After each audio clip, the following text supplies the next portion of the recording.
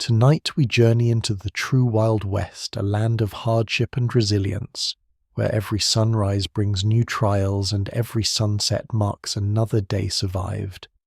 Here, and each moment is hard won by grit, community, and adapting to nature challenges. Its legacy endures in every story of survival and hope beneath the vast prairie sky. Cast aside the glamorous image of Hollywood cowboys. The real Wild West was a harsh place, where survival was never guaranteed. Imagine waking up in the 1870s.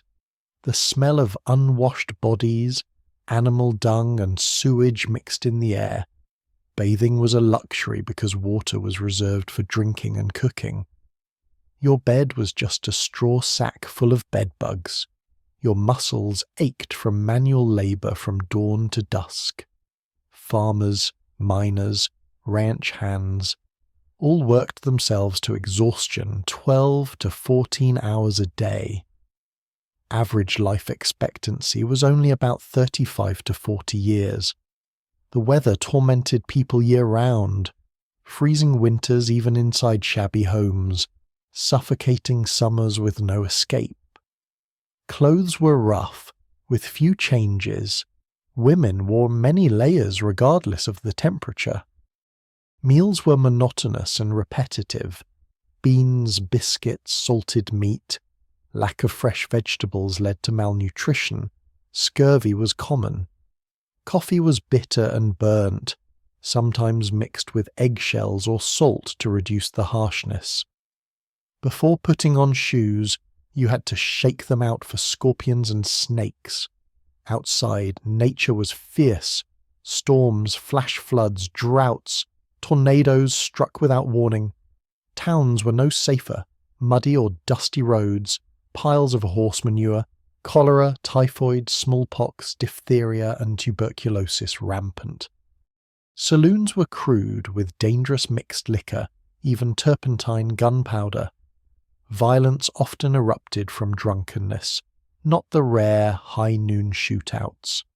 Many places required surrendering guns upon entering town, like Dodge City, Tombstone. Medicine lagged behind. Few doctors, poorly trained. Surgery with whiskey, morphine, no sterilization. Bloodletting, mercury, arsenic were common remedies. High maternal mortality. Dentistry was mostly tooth extraction. Even an infected cut could be fatal. Moving on to Section 2, travel exposed the true harshness of the West. Though the transcontinental railroad was completed, most poor people still travelled by horse, on foot, or by wagon.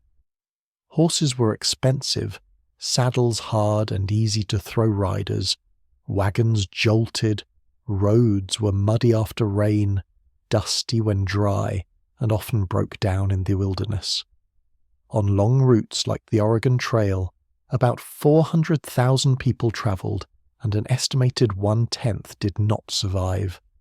Cholera was the biggest killer, followed by drowning during river crossings, being run over by wagon wheels, kicked by animals, and accidental gunshots. Every mile was like an open graveyard. The psychological pain of burying loved ones and continuing the journey was a lasting wound. Many people broke down or committed suicide. At the destination, many families were exhausted, sick, facing new harsh realities. Even short trips were risky. Flash floods, deadly desert heat, blizzards. Highway robbery happened often enough to make everyone fearful. Navigation was vague with poor maps and unreliable landmarks. At night, sleeping camps were full of dangers. Poor fire management could cause prairie forest fires. Wild animals, snakes, and the deep darkness made many people lose sleep. The population picture was contrary to movies.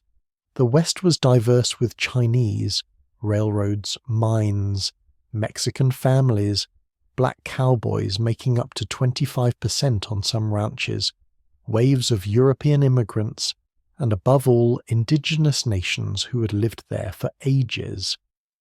But diversity did not mean equality.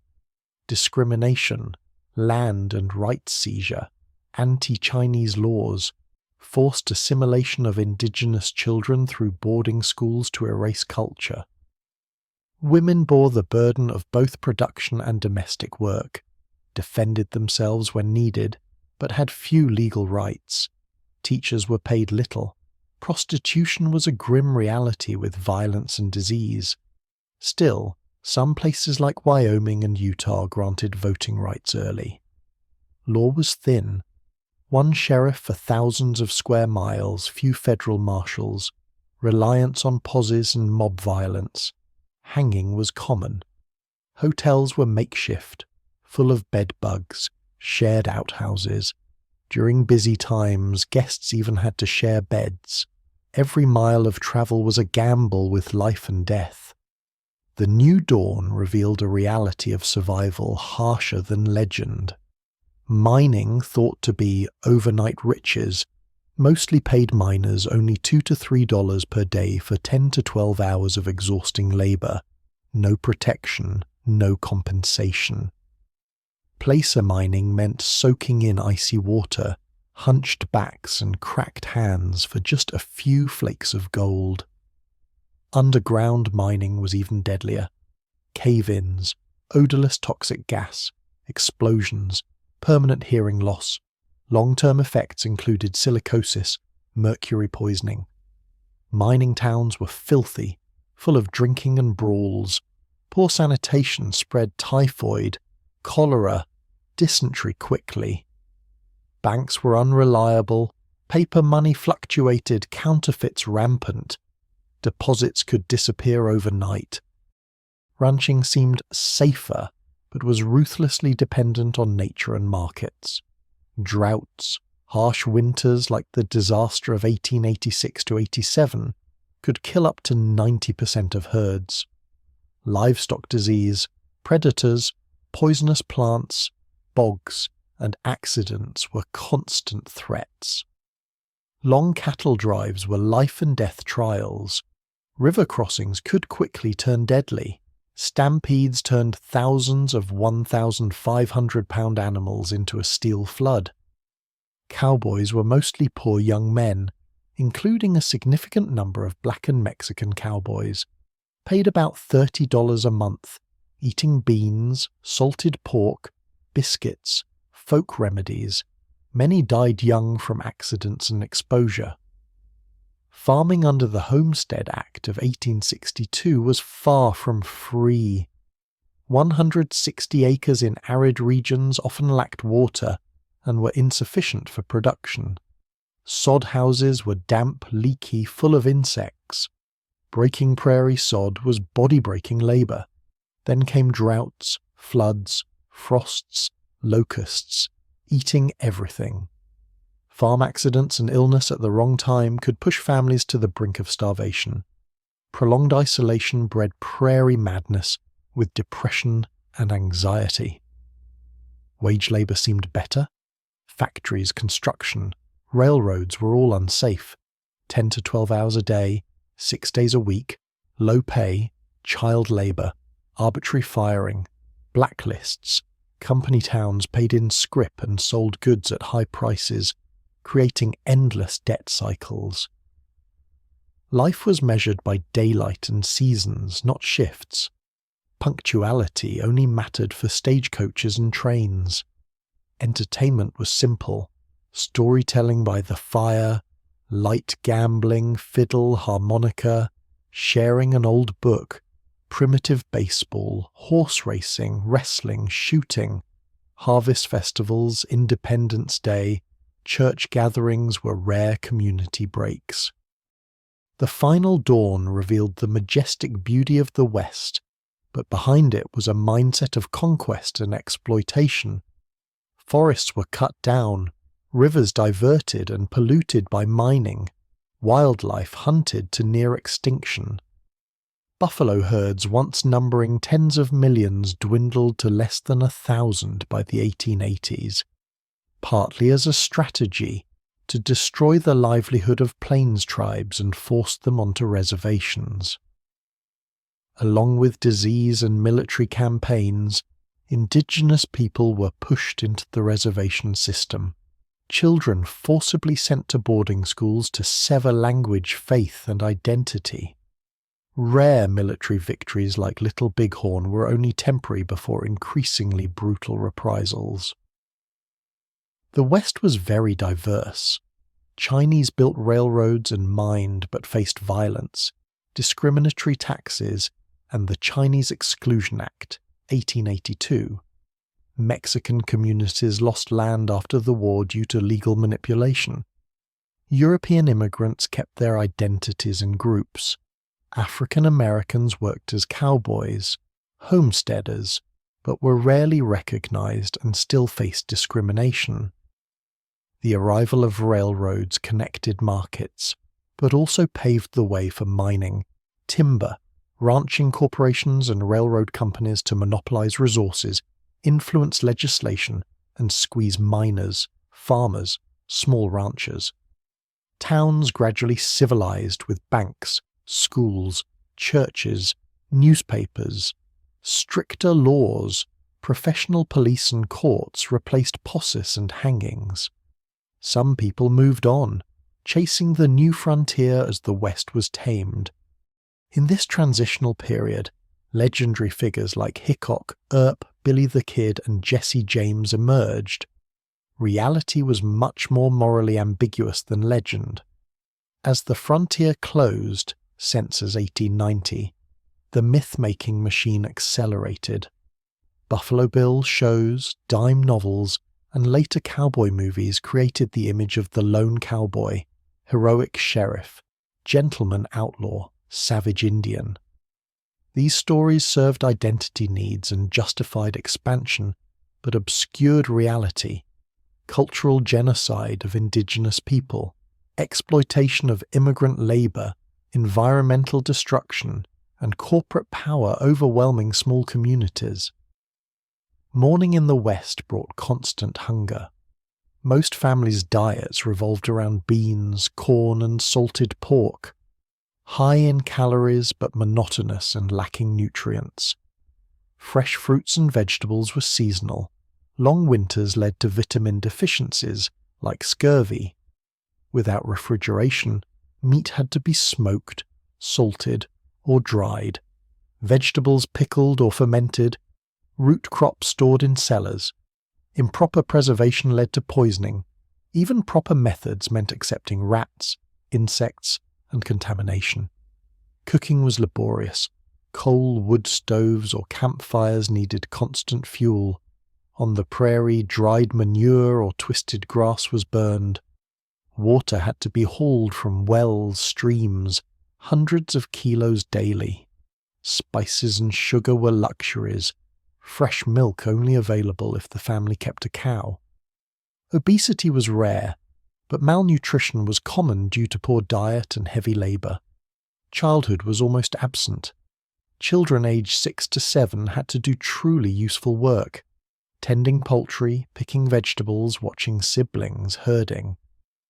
By 10 to 12 they worked nearly as adults. Boys followed fathers to fields and barns. Girls helped mothers cook, sew, pickle, make soap and candles. Children witnessed births, deaths, animal slaughter, conflict, not sheltered. Schools, if any, operated in winter, one room for all ages, freezing or stifling, few books. Discipline was harsh. In remote areas, education was sporadic or self-taught. Child mortality was terrible. About 1/4 did not reach adulthood, due to disease and accidents. Parents often reused names for later children if an older sibling died young. Medicine was primitive and often wrong. Doctors were rare and poorly trained. Humoral theory still dominated.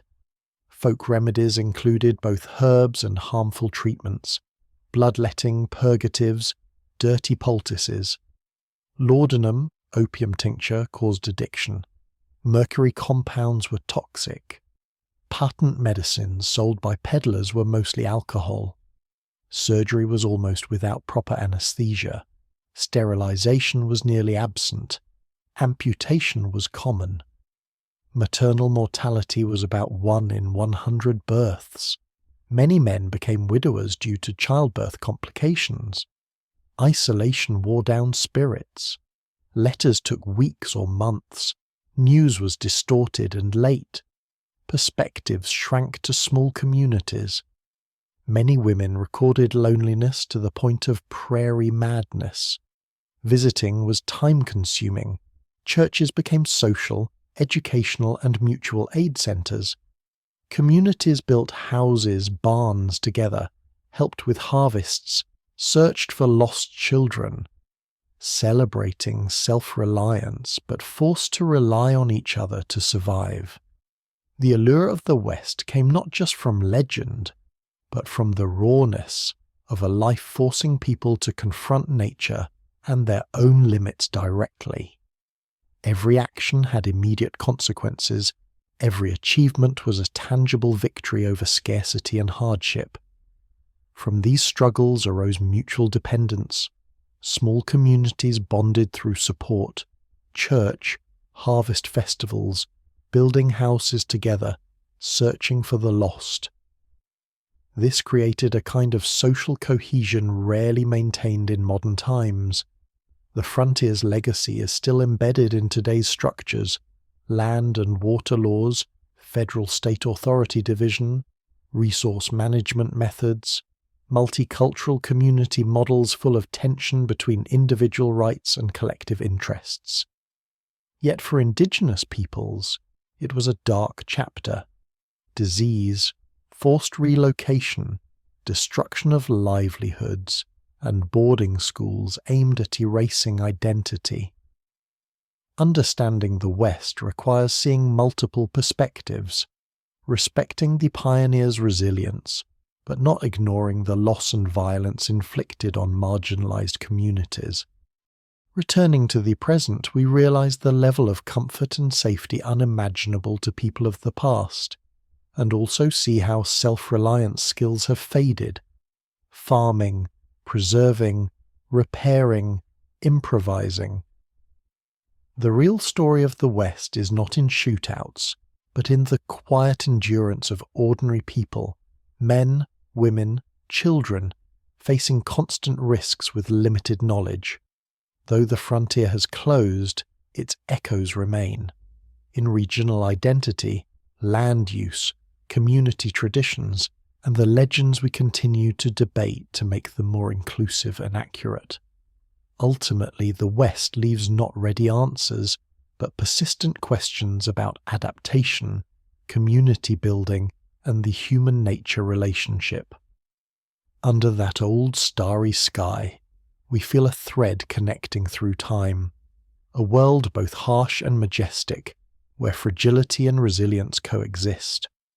The real West has receded into the past, but its echoes are still deeply embedded in the present. In regional identity, land use, local governance structures, and community memories tied to a harsh era. From towns, cities, highways to managed landscapes, the modern West is far from the old frontier, yet its memory still shapes how Americans think about themselves. At the same time, academic and community efforts are replacing simple myths with more polyphonic understandings, including long-forgotten voices. That legacy is both tangible and intangible. Land and water law systems, federal-state division, resource management frameworks. The diversity of residents has contributed to today's multicultural picture. But for indigenous communities, frontier means cultural rupture, forced relocation, and an ongoing struggle for sovereignty. Understanding the West requires holding many perspectives, respecting the pioneer's creative spirit, while acknowledging the immeasurable losses of those deprived of homeland and way of life. Stepping out of the past, we see more clearly the comforts of modernity: abundant food, safe healthcare, solid infrastructure.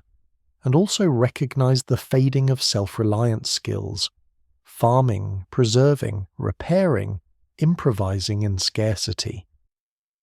The true story of the West is not in shootouts or golden moments of fortune, but in the quiet endurance of ordinary people, men, women, children, overcoming hunger, disease, loneliness with what little they had.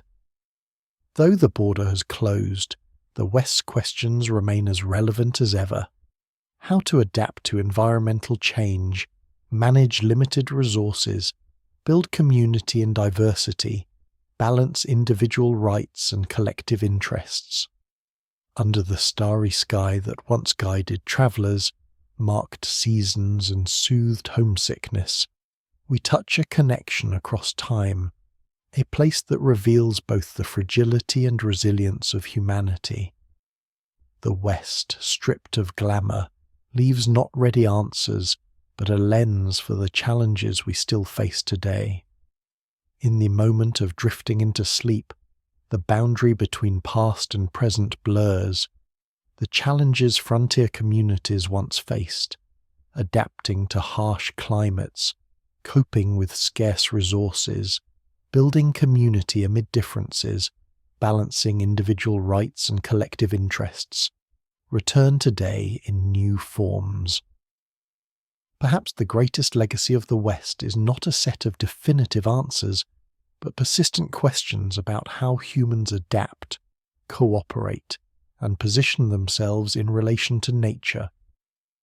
The starry sky, light that once guided travellers, helped farmers time their crops, and soothed homesickness, connects us to those who gazed at the same constellations a century and a half ago. That resonance evokes a thread through time. Though circumstances change, the drive to live, fear, and determination remain in sync. Dreams come, bringing images of a West both harsh and majestic, where human fragility and endurance are exposed together. There, diverse peoples collide and sometimes cooperate, conflict and solidarity intertwine to shape a nation. Not the glamorous shootouts, but the quiet heroism of everyday life, enduring hunger, cold, disease, loneliness with scant skills and persistent will, is the true undercurrent of the story. The West reminds us that survival was never guaranteed. Each day lived was a small victory over nature and circumstance. That intensity of living, both frightening and compelling, is rarely found in the comfort of modern life. Thus, the memory of the frontier still haunts. It illuminates what we have achieved through technology and organization, while revealing the skills, self-reliance, and empathy we have lost. As sleep closes the story, the West leaves a mirror for the present. Learn to adapt without arrogance, manage the commons without abuse, and build communities broad enough to embrace difference, challenges that never grow old. The West has long closed, but its aftershocks still echo in the present. From the division of federal-state power, land and water ownership laws, to resource exploitation models and multicultural community structures.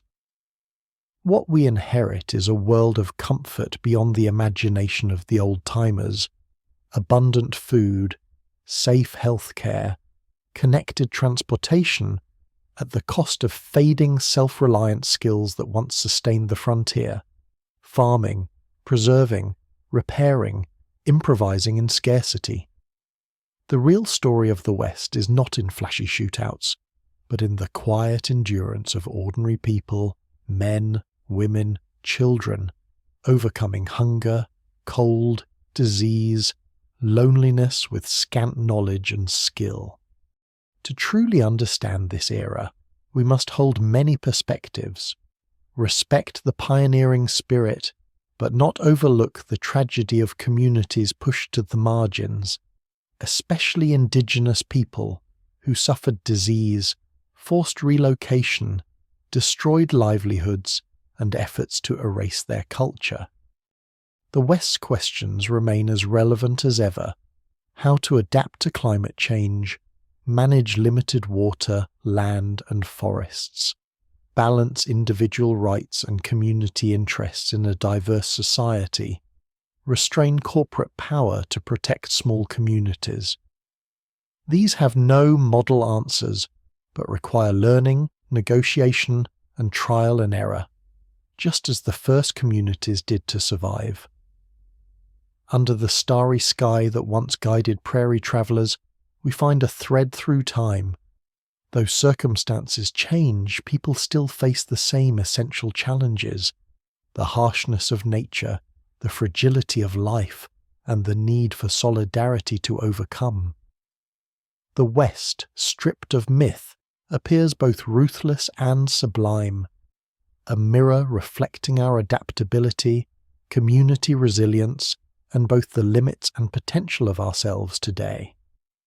Though the Wild West has disappeared, its echoes still exist in modern life, from community structures, land laws, water rights, to resource management and regional identity.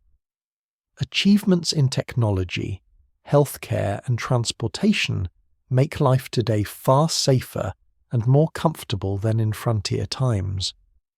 However, this progress has also led to the fading of self-reliant skills: farming, food preservation, repairing, improvising in scarcity.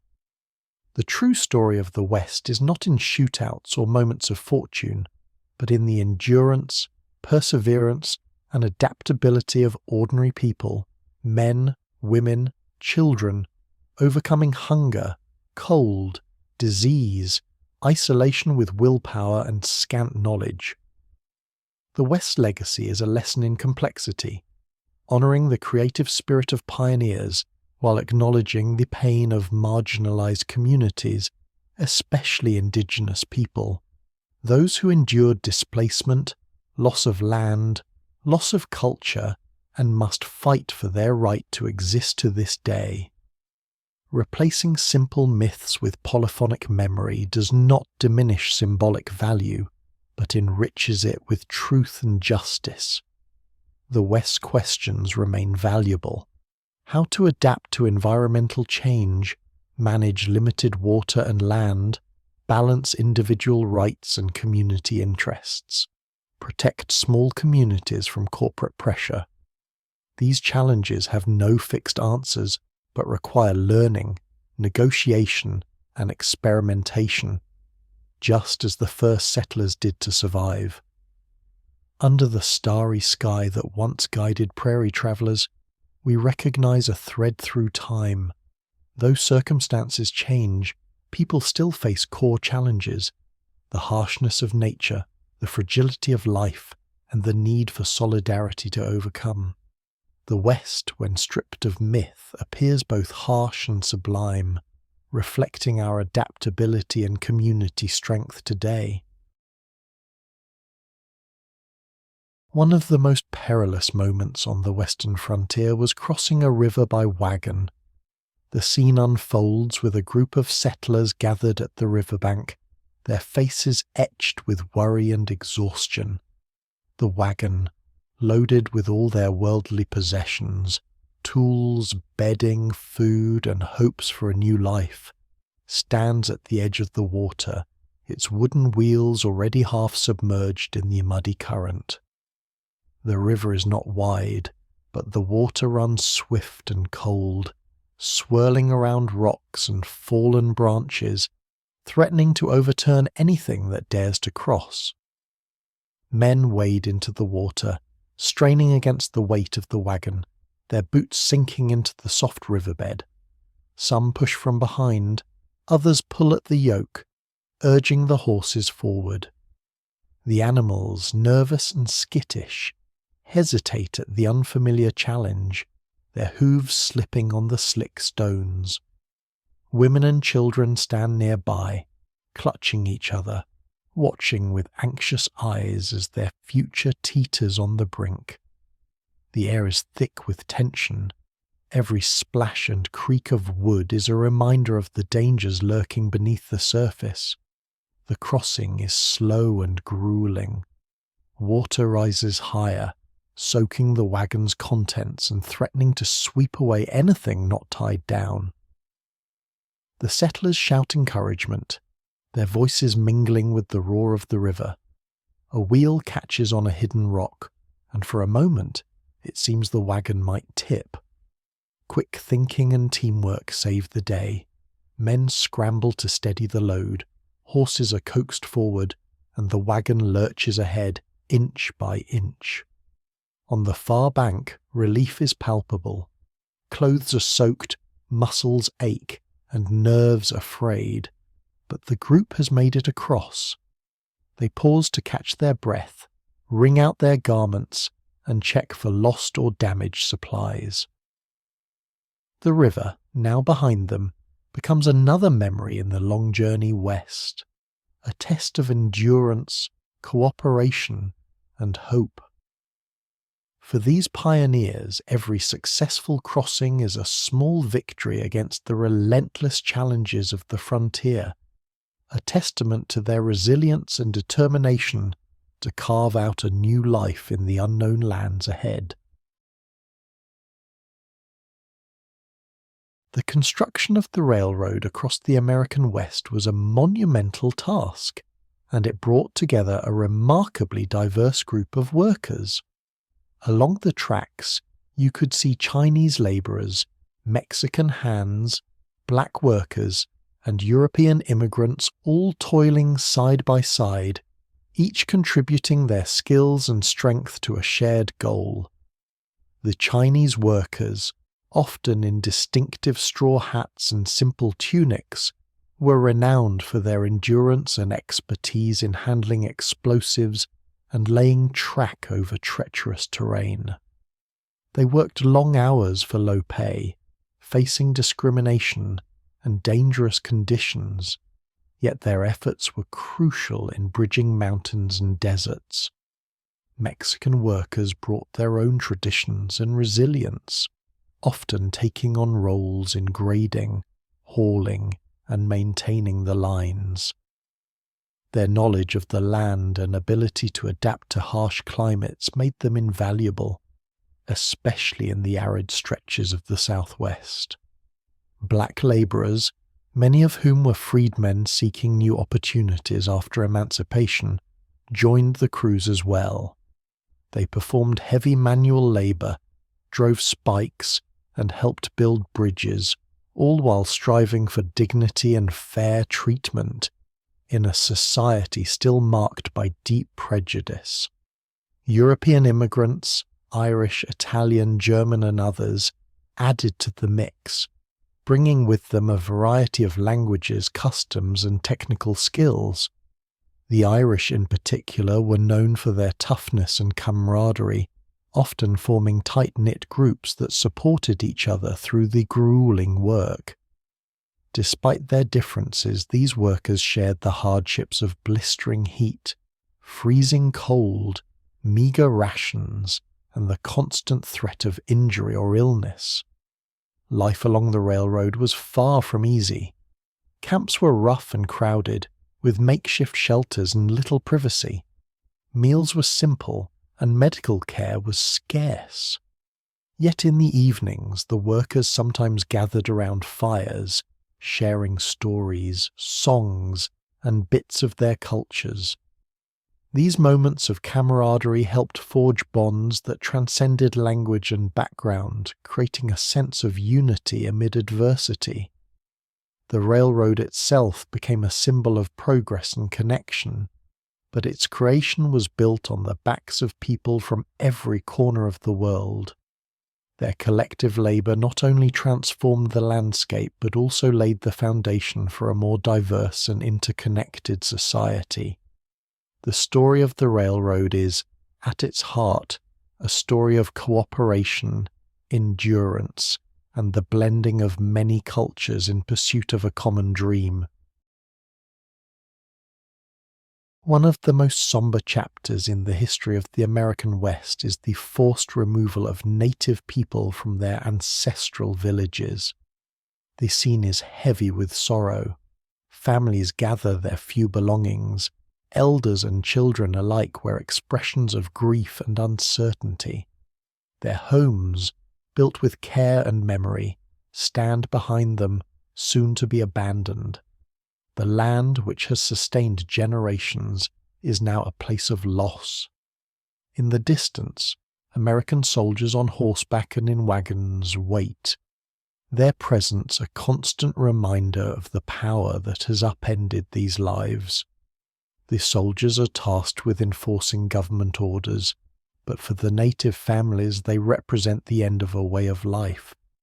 The wagons, meant to carry people and possessions, also symbolize the journey into the unknown, a journey marked by hardship, fear, and the pain of separation. As the villagers prepare to leave, the atmosphere is tense and mournful. Mothers comfort their children, trying to offer reassurance they do not feel themselves. Elders look back at the village, remembering the ceremonies, stories, and daily rhythms that shaped their existence. Some carry sacred objects, determined to preserve fragments of their culture even as they are uprooted. The forced march begins slowly. People walk in silence, some glancing back at their homes, others focusing on the path ahead. The soldiers urge them forward, but the pace is heavy with reluctance and exhaustion. The journey will be long, often through harsh terrain and unpredictable weather. Many will fall ill, some will not survive. The sense of community, once anchored in place, is now tested by displacement and uncertainty. Along the way, the group passes landmarks that once held meaning: rivers, groves, hills, now reminders of what is being left behind. The children ask questions, but answers are hard to give. The adults do their best to maintain dignity, supporting one another through shared grief. The wagons creak, the soldiers remain watchful, and the village fades into the distance. This forced removal is not just a physical journey, but a profound rupture in the lives of native people. It marks the loss of homeland, the disruption of traditions, and the beginning of new struggles in unfamiliar places. Yet, even in the face of sorrow and injustice, there is resilience, a determination to remember, to adapt, and to keep the spirit of the community alive, no matter how far they are taken from the land that once was home.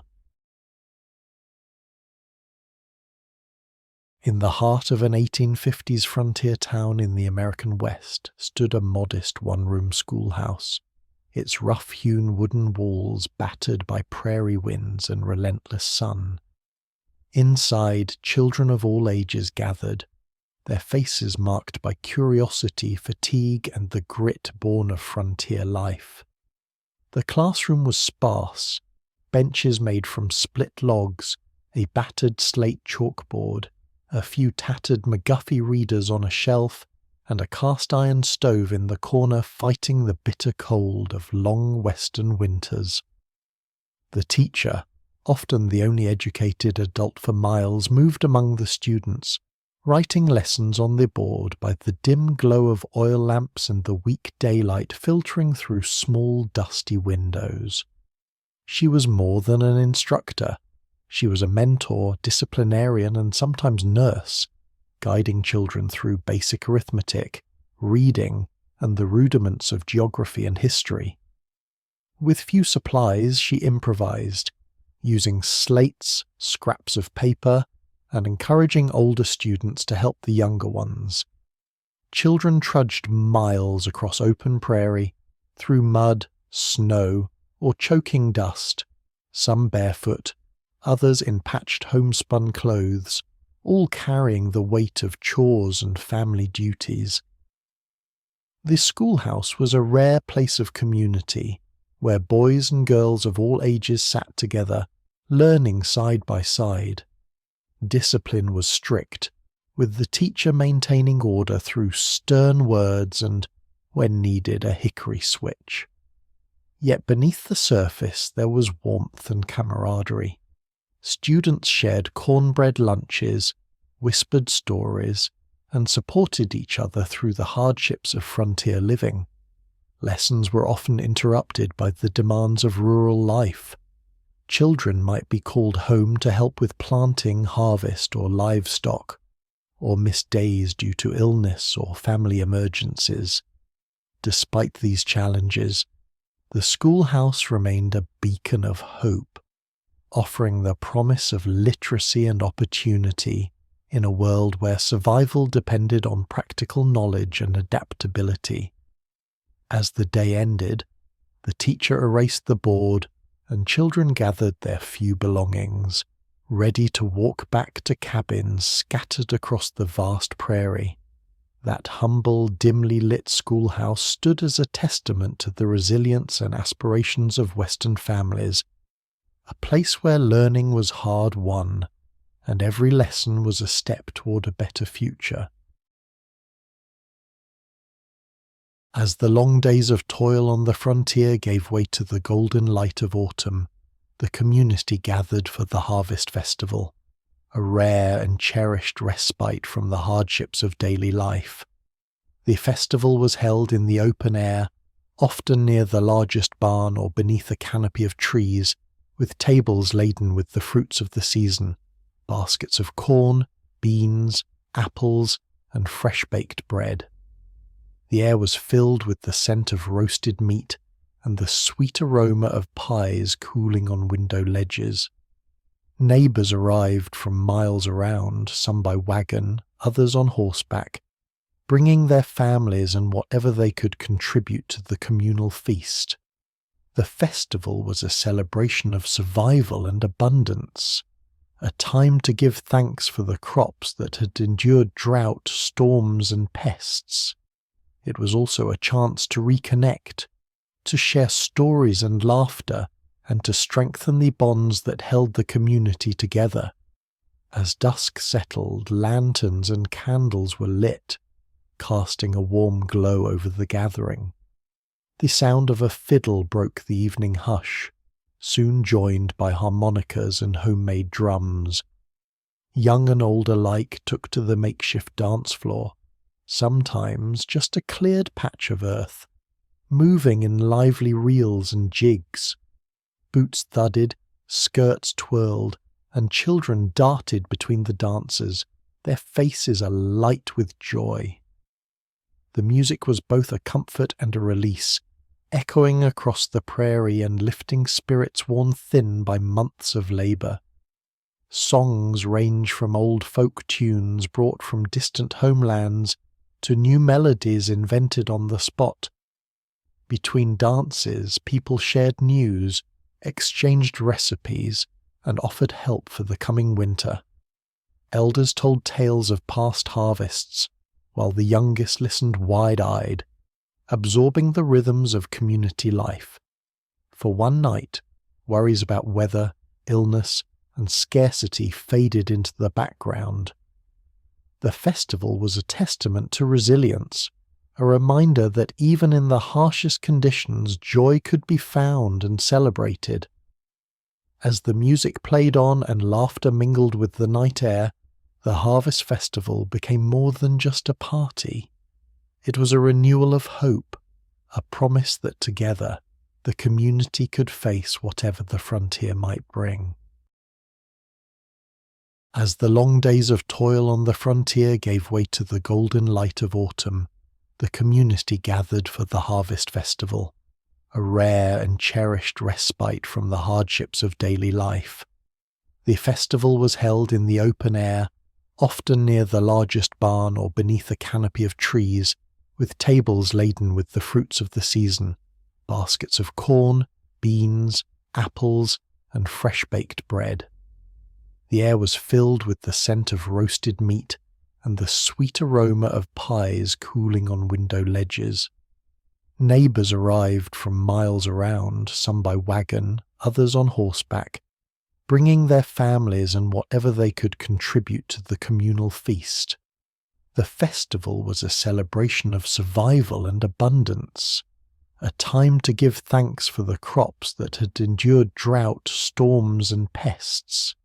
It was also a chance to reconnect, to share stories and laughter, and to strengthen the bonds that held the community together. As dusk settled, lanterns and candles were lit, casting a warm glow over the gathering. The sound of a fiddle broke the evening hush, soon joined by harmonicas and homemade drums.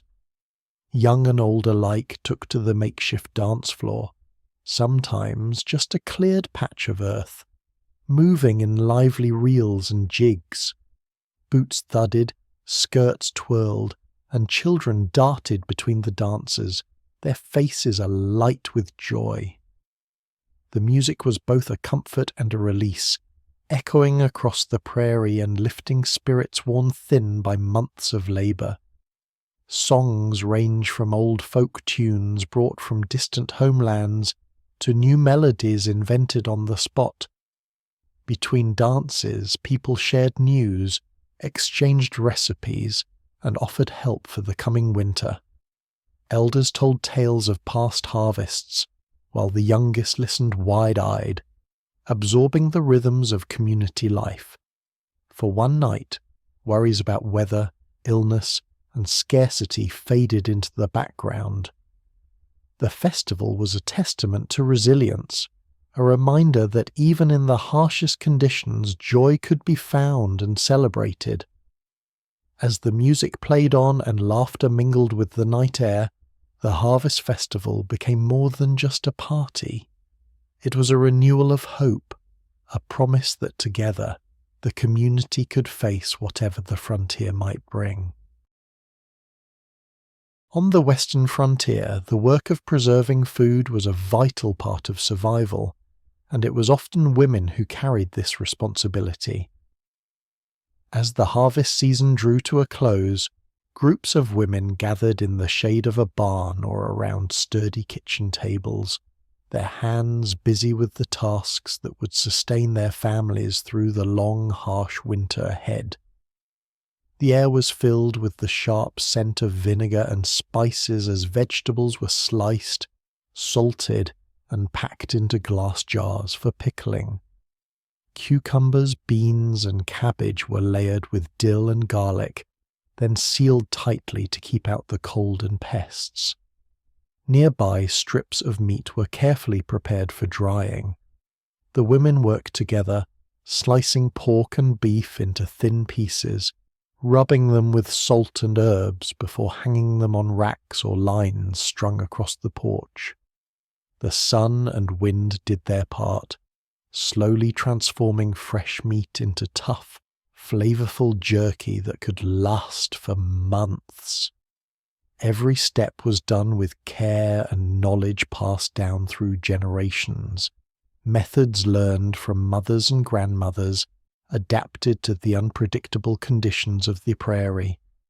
Once the food was ready, it was time to store it in the root cellar, a cool, dark space dug into the earth beneath the house or barn.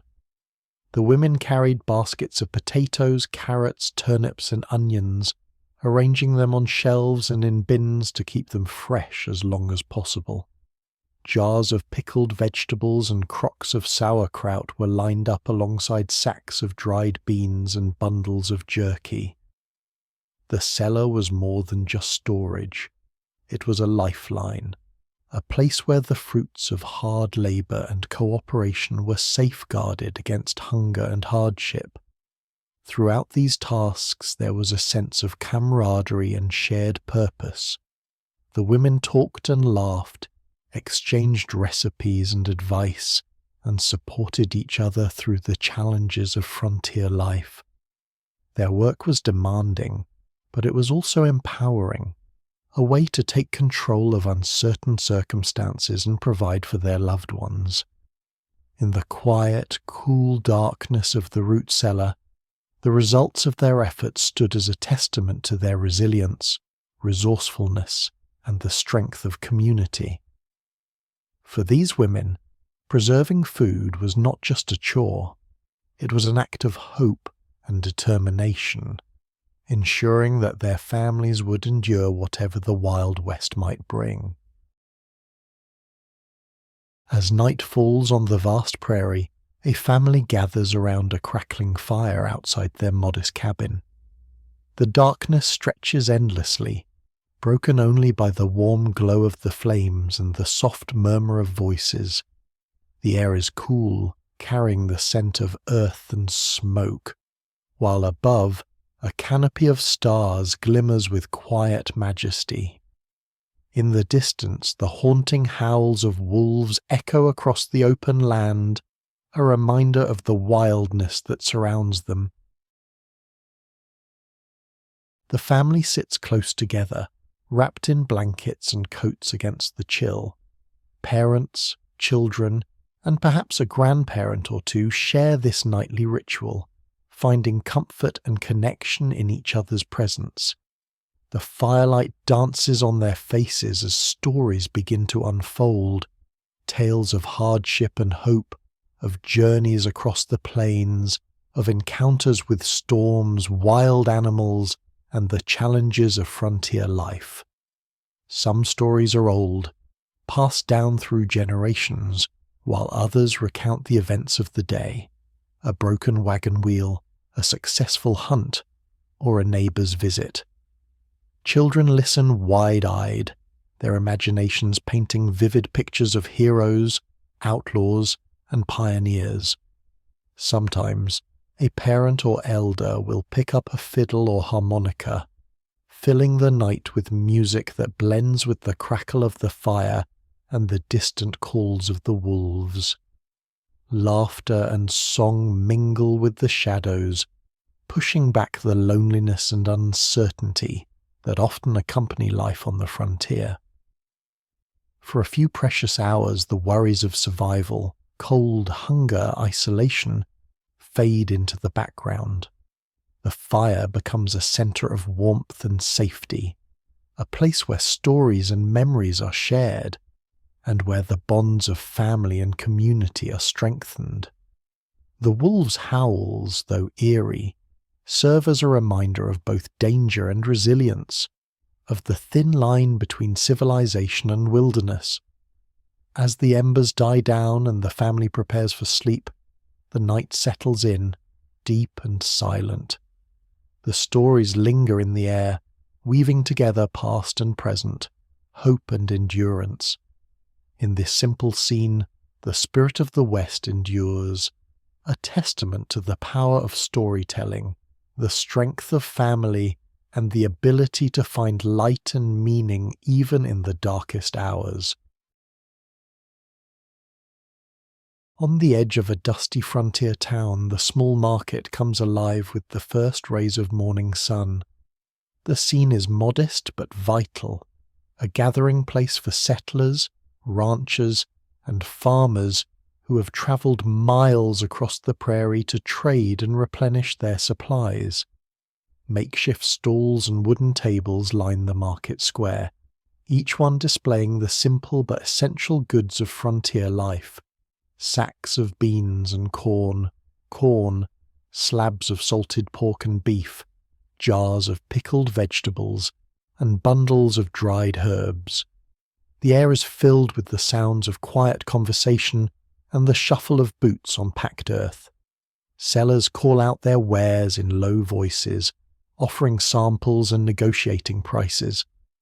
Buyers inspect the goods carefully, mindful of every coin spent, knowing that each purchase could mean the difference between comfort and hardship in the months ahead. Children dart between the stalls, clutching small baskets, their eyes wide with curiosity at the variety of foods and trinkets on display. The market is a place of exchange not only for goods, but for news and stories. Neighbours greet each other, sharing updates about the weather, the health of livestock, or the latest challenges faced on their homesteads. Recipes and advice are traded along with beans and salted meat, strengthening the bonds of community that are essential for survival in such a harsh environment. Colours in the market are muted and earthy, browns, greys, faded reds, reflecting both the scarcity of luxury and the practicality of frontier life. Clothing is simple and worn, faces are sunburned and lined, but there is a sense of resilience and determination in every gesture. The market is not grand, but it is indispensable, a lifeline for families who depend on each other as much as on the land. As the day progresses, the crowd thins, and sellers pack up what remains, preparing for the journey home. The market square grows quiet, but the traces of barter and camaraderie linger in the dust. For those who live on the edge of the wilderness, the small market is more than a place to buy and sell. It is a centre of connection, hope, and endurance, where the spirit of the West is renewed with every exchange. In the quiet solitude of a frontier cabin, a man sits at a rough-hewn wooden table, the only light in the room coming from a flickering oil lamp. Shadows dance across the walls, and the darkness outside presses against the small window, hinting at the vast, empty prairie beyond. The night is silent except for the soft hiss of the lamp and the occasional creak of the wind against the boards. It is a moment suspended between hope and longing, a rare pause in the relentless rhythm of frontier life. The man's hands are calloused and strong, marked by years of labour in the fields and on the range. Yet tonight they tremble slightly as he unfolds a letter, its paper worn and creased from travel. The envelope bears the marks of a long journey, smudges from muddy hands, a faint scent of distant places, and the faded ink of a postmark from a town hundreds of miles away. Letters are precious here, arriving only after weeks or months, carrying news, comfort, and connection from loved ones far away. As he reads, the man's face is illuminated by the warm glow of the lamp. His eyes move slowly over each line, savouring the words. The letter might be from a wife or child left behind in the East, a brother working in another territory, or a friend who has settled in a neighbouring town. The news within could be joyful, a birth, a good harvest, the promise of a reunion, or it could bring sorrow, tales of illness, hardship, or loss. Whatever the message, it is received with gratitude, for in this isolated world, every word is a lifeline. Hope flickers in the man's expression. Perhaps the letter speaks of plans to join him on the frontier, or of dreams for a better future. Maybe it carries encouragement, reminding him that he is missed and loved, that his struggles are seen and valued. The man smiles softly, his worries eased for a moment by the connection the letter brings. He reads and rereads the lines, committing them to memory, drawing strength from the distant voice that reaches him through the darkness. Outside, the prairie is vast and silent, the window a black mirror reflecting the lamp's glow, and the man's solitary figure. The world beyond is full of uncertainty, storms, wild animals, the challenges of survival, but inside the cabin is filled with warmth and hope. The letter is folded carefully and placed in a small box with others, each one a testament to endurance, love, and the bonds that tie people together across great distances. For frontier settlers, letters were more than mere communication. They were anchors to another life, reminders of home, and sources of comfort in times of loneliness. The act of reading by oil lamp became a ritual, a way to hold on to hope and to feel less alone in the vastness of the West. In this simple scene, the resilience of the human spirit shines through, the ability to find light in darkness, to cherish connection, and to dream of reunion and better days ahead. Night descends upon the endless prairie, transforming the landscape into a boundless sea of shadow and silence. The grasslands stretch as far as the eye can see, their gentle waves barely visible in the faint silver light. Above, the sky is a tapestry of stars, countless, brilliant, and ancient, spilling across the heavens in patterns that have guided travellers and dreamers for generations. The air is cool and still, carrying the subtle scent of earth and wild grass, and every sound seems magnified in the quiet. The distant call of a coyote, the soft rustle of wind, the heartbeat of solitude. In this vastness, a few small human figures stand or sit, dwarfed by the immensity of the world around them. Perhaps it is a family gathered near a dying campfire, or a lone rider pausing to gaze upward, or a pair of travellers resting after a long day's journey. Their presence is almost swallowed by the prairie, yet it is precisely this contrast that gives the scene its power, a reminder of how tiny and fragile human life is against the backdrop of nature's grandeur. The prairie at night is both lonely and majestic. The sense of isolation is profound. The nearest neighbour may be miles away, and the horizon seems to recede endlessly.